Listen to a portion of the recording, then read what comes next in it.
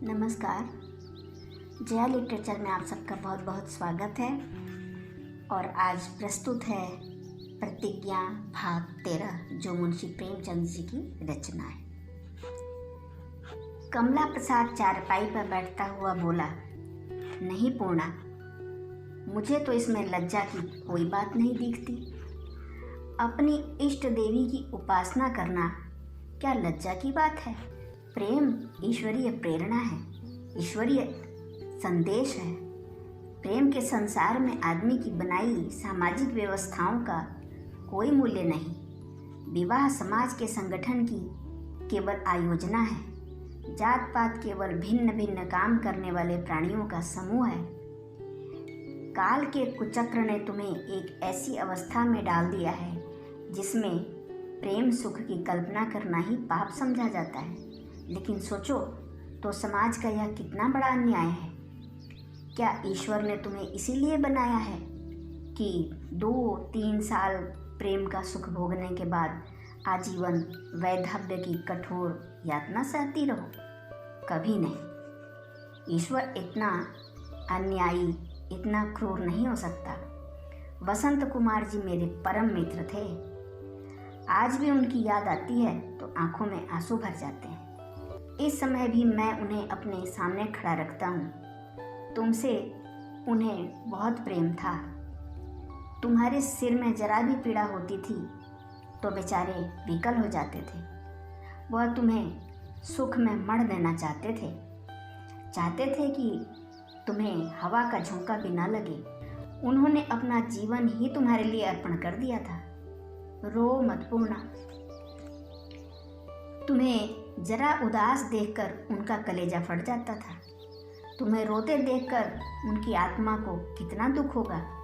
फिर यह आज कोई नई बात नहीं। इधर महीनों से तुम्हें रोने के सिवाय दूसरा काम नहीं है और निर्दयी समाज चाहता है कि तुम जीवन पर्यंत यूं ही रोती रहो। तुम्हारे मुख पर हास्य की एक रेखा भी न दिखाई दे, नहीं तो अनर्थ हो जाएगा। तुम दुष्टा हो जाओगी। उस आत्मा को तुम्हारी यह व्यर्थ की साधना देखकर कितना दुख होता होगा, इसकी कल्पना तुम कर सकती हो। ईश्वर तुम्हें दुख के इस अपार सागर में डूबने नहीं देना चाहते। वह तुम्हें उबारना चाहते हैं, तुम्हें जीवन के आनंद में मग्न कर देना चाहते हैं। यदि उनकी प्रेरणा न होती तो मुझ जैसे दुर्बल मनुष्य के हृदय में प्रेम का उदय क्यों होता? जिसने किसी स्त्री की ओर कभी आंख उठाकर नहीं देखा, वह आज तुमसे प्रेम की भिक्षा क्यों मांगता होता? मुझे तो यह दैव की स्पष्ट प्रेरणा मालूम हो रही है। पूर्णा अब तक द्वार से चिपकी खड़ी थी। अब द्वार से हटकर वह फर्श पर बैठ गई। कमला प्रसाद पर उसे जो संदेह हुआ था वह अब मिटता जाता था। वह तन्मय होकर उसकी बातें सुन रही थी। कमला प्रसाद उसे फर्श पर बैठते देखकर उठा और उसका हाथ पकड़कर कुर्सी पर बिठाने की चेष्टा करता हुआ बोला, नहीं नहीं पूर्णा, यह नहीं हो सकता। फिर मैं भी जमीन पर बैठूंगा। आखिर इस कुर्सी पर बैठने में तुम्हें क्या आपत्ति है? पूर्णा ने अपना हाथ नहीं छुड़ाया। कमला प्रसाद से उसे झिझक भी नहीं हुई, यह कहती हुई कि बाबूजी आप बड़ी जिद करते हैं। कोई मुझे यहाँ इस तरह बैठे देख ले तो क्या हो। वह कुर्सी पर बैठ गई। कमला प्रसाद का चेहरा खिल उठा। बोला, अगर कोई कुछ कहे तो उसकी मूर्खता है। सुमित्रा को यहाँ बैठे देखकर कोई कुछ न कहेगा। तुम्हें बैठे देखकर उसके हाथ आप ही छाती पर पहुँच जाएंगे। यह आदमी के रचे हुए स्वांग है और मैं इन्हें कुछ नहीं समझता। जहाँ देखो ढकोसला, जहाँ देखो पाखंड। हमारा सारा जीवन पाखंडमय हो गया है। मैं इस पाखंड का अंत कर दूंगा। पूर्णा, मैं तुमसे सच कहता हूँ, मैंने आज तक किसी स्त्री की ओर आंख नहीं उठाई। मेरी निगाह में कोई जचती ही न थी। लेकिन तुम्हें देखते ही मेरे हृदय में एक विचित्र आंदोलन होने लगा। मैं उसी वक्त समझ गया कि यह ईश्वर की प्रेरणा है। यदि ईश्वर की इच्छा न होती तो तुम इस घर में आती ही क्यों? इस वक्त तुम्हारा यहाँ आना भी ईश्वरीय प्रेरणा है, इसमें लेश मात्र भी संदेह न समझना।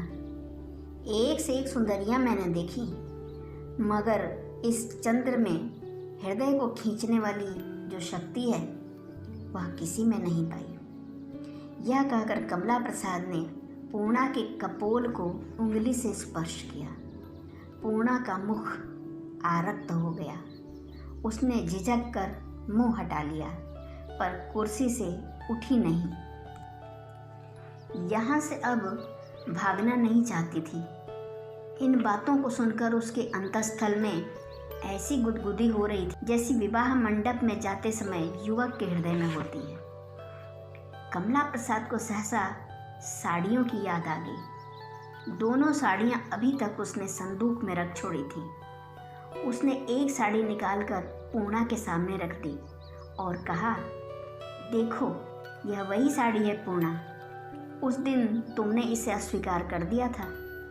आज इसे मेरी खातिर से स्वीकार कर लो, एक क्षण के लिए इसे पहन लो। तुम्हारी यह सफ़ेद साड़ी देखकर मेरे हृदय में चोट सी लगती है। मैं ईमान से कहता हूँ यह तुम्हारे वास्ते लाया था। सुमित्रा के मन में कोई संदेह न हो इसलिए एक और लानी पड़ी। नहीं, उठा कर रखो मत, केवल एक ही क्षण के लिए पहन लो। जरा मैं देखना चाहता हूँ कि इस रंग की साड़ी तुम्हें कितनी खिलती है। न मानोगी तो ज़बरदस्ती पहना दूंगा। पूर्णा ने साड़ी को हाथ में लेकर उसी की ओर ताकते हुए कहा, कभी पहन लूँगी, इतनी जल्दी क्या है? फिर यहाँ मैं कैसे पहनूंगी? कमला प्रसाद, मैं हट जाता हूँ। कमरे के एक तरफ छोटी सी कोठरी थी, उसी में कमला प्रसाद कभी कभी बैठकर पढ़ता था। उसके द्वार पर छींट का एक पर्दा पड़ा हुआ था। कमला प्रसाद पर्दा उठाकर उस कोठरी में चला गया, पर एकांत हो जाने पर भी पूर्णा साड़ी न पहन सकी। इच्छा पहनने को थी, पर संकोच था कि कमला प्रसाद अपने दिल में न जाने क्या आशय समझ बैठे। कमला प्रसाद ने पर्दे की आड़ से कहा, पहन चुकी, अब बाहर निकलूं? पूर्णा ने मुस्कुराकर कहा, हाँ पहन चुकी, निकलो। कमला प्रसाद ने पर्दा उठाकर झांका। पूर्णा हंस पड़ी। कमला प्रसाद ने फिर पर्दा खींच लिया और उसकी आड़ से बोला, अब की अगर तुमने न पहना पूर्णा तो मैं आकर ज़बरदस्ती पहना दूंगा। पूर्णा ने साड़ी पहनी तो नहीं, हाँ उसका आंचल खोलकर सिर पर रख लिया। सामने ही आईना था, उस पर उसने निगाह डाली। अपनी रूप छटा पर वह आप ही मोहित हो गई। एक क्षण के लिए उसके मन में ग्लानि का भाव जागृत हो उठा। उसके मर्मस्थल में कहीं से आवाज़ आई, पूर्णा होश में आ, किधर जा रही है? वह मार्ग तेरे लिए बंद है, तू उस पर कदम नहीं रख सकती। वह साड़ी को अलग कर देना चाहती थी कि सहसा कमला प्रसाद पर्दे से निकल आया और बोला, आखिर तुमने नहीं पहनी ना? मेरी इतनी जरा सी बात भी तुम ना मान सकी। पूर्णा, पहने हुए तो हूँ, अब कैसे पहनूं? कौन अच्छी लगती है? मेरी देह पर आकर साड़ी की मिट्टी भी खराब हो गई। कमला प्रसाद ने अनुरक्त नेत्रों से देखकर कहा, जरा आईने में तो देख लो।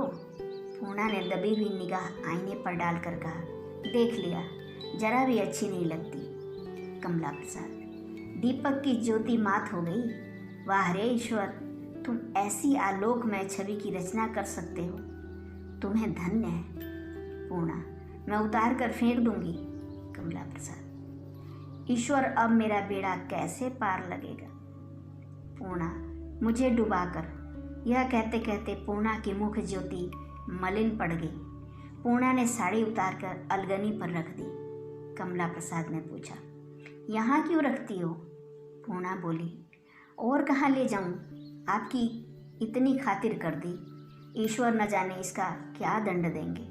कमला प्रसाद, ईश्वर दंड नहीं देंगे पूर्णा, यह उन्हीं की आज्ञा है। तुम उनकी चिंता ना करो। खड़ी क्यों हो? अभी तो बहुत रात है। क्या अभी से भाग जाने का इरादा है? पूर्णा ने द्वार के पास जाकर कहा, अब जाने दो बाबूजी, मेरा जीवन क्यों भ्रष्ट करना चाहते हो? तुम मर्द हो, तुम्हारे लिए सब कुछ माफ़ है। मैं औरत हूँ, मैं कहाँ जाऊँगी? दूर तक सोचो।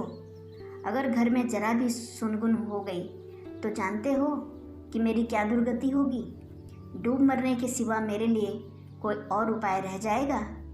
इसकी सोचिए। आप मेरे पीछे निर्वासित होना पसंद करेंगे और फिर बदनाम होकर, कलंकित होकर जिए तो क्या जिए? नहीं बाबूजी, मुझ पर दया कीजिए। मैं तो आज मर भी जाऊं तो किसी की कोई हानि न होगी, वरन पृथ्वी का कुछ बोझ ही हल्का हो। लेकिन आपका जीवन बहुमूल्य है, उसे आप मेरे लिए क्यों बाधा में डालिएगा? जो ही कोई अवसर आएगा आप हाथ झाड़कर अलग हो जाइएगा। मेरी क्या गति होगी इसकी आपको उस वक्त जरा भी चिंता न होगी। कमला प्रसाद ने जोर देकर कहा, यह कभी नहीं हो सकता पूर्णा। ज़रूरत पड़े तो तुम्हारे लिए प्राण तक दे दूं। जब चाहे परीक्षा लेकर देखो। पूर्णा, बाबूजी यह सब खाली बात ही बात है। इसी मोहल्ले में 2 ऐसी घटनाएं देख चुकी हूँ। आपको न जाने क्यों मेरे इस रूप पर मोह हो गया है। अपने दुर्भाग्य के सिवा इसे और क्या कहूँ।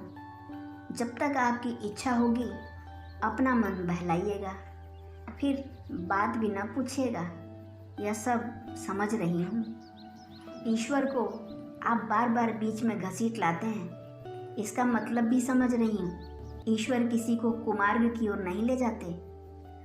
इसे चाहे प्रेम कहिए चाहे वैराग्य कहिए, लेकिन है कुमार्ग ही। मैं इस धोखे में नहीं आने की। आज जो कुछ हो गया हो गया। अब भूल कर भी मेरी ओर आंख न उठाइएगा, नहीं तो मैं यहाँ न रहूँगी। यदि कुछ न हो सकेगा तो डूब मरूंगी। ईंधन न पाकर आग आप ही आप बुझ जाती है, उसमें ईंधन न डालिए। कमला प्रसाद ने मुंह लटका कर कहा, पूर्णा, मैं तो मर जाऊंगा। सच कहता हूँ, मैं जहर खाकर सो रहूँगा और हत्या तुम्हारे सिर जाएगी। यह अंतिम वाक्य पूर्णा ने सुना था या नहीं, हम नहीं कह सकते। उसने द्वार खोला और आंगन की ओर चली। कमला प्रसाद द्वार पर खड़ा ताकता रहा। पूर्णा को रोकने का उसे साहस न हुआ। चिड़िया एक बार दाने पर आकर फिर न जाने क्या आहट पाकर उड़ गई थी। इतनी ही देर में पूर्णा के मनोभावों में कितने रूपांतर हुए। वह खड़ा यही सोचता रहा। वह रोष, वह हास विलास और अंत में यह विराग। यह रहस्य उसकी समझ में न आता था। क्या वह चिड़िया फिर दाने पर गिरेगी? यही प्रश्न कमला प्रसाद के मस्तिष्क में बार बार उठने लगा। धन्यवाद।